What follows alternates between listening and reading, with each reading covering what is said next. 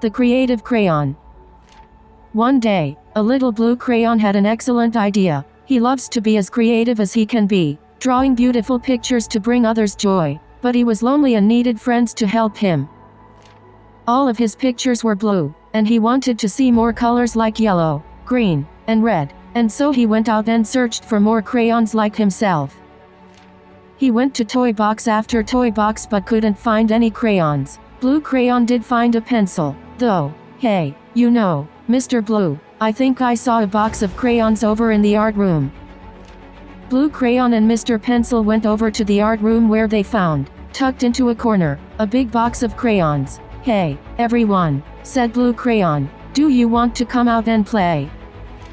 Green and yellow crayons yawned, waking up. Silver and gold and purple crayons, too. All the colors of the rainbow were there, and they were all wide-eyed and awake.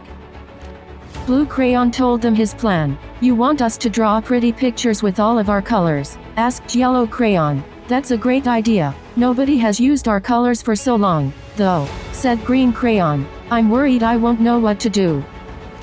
Don't worry, said Blue crayon. I'm going to teach you. Mr. Pencil and the other crayons sat down in the classroom while Blue crayon got to work. Sometimes, when you want to make something, you don't have any ideas.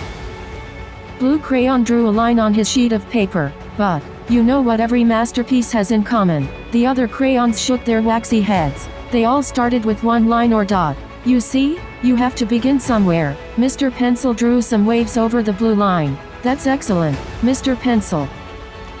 Yellow crayon raised her hand. But then what comes after your first line? Well, what comes into your mind? Yellow. Oh, a beautiful sunshine-filled day. So, we begin by drawing a bright, beautiful sun in the corner. Yellow crayon ran to the front of the room and drew a sun on the paper. There you go, said Blue crayon. We have a blue line on the bottom, and a beautiful sun on top. What comes next? Asks green crayon. Blue crayon paced back and forth, thinking. Sometimes, when you're creating something, you run into a roadblock. Yellow crayon ran to the front of the room and drew a sun on the paper. There you go, said Blue crayon. We have a blue line on the bottom, and a beautiful sun on top. What comes next? Asks green crayon. Blue crayon paced back and forth, thinking. Sometimes, when you're creating something, you run into a roadblock. You ask yourself, what comes next? You think and think, but nothing happens. What do you do then? You stop thinking, said Blue crayon. Instead, do something else and wait for the answer to come to you. Let's take a walk, everyone. Blue crayon, Mr. Pencil, and the crayons went outside.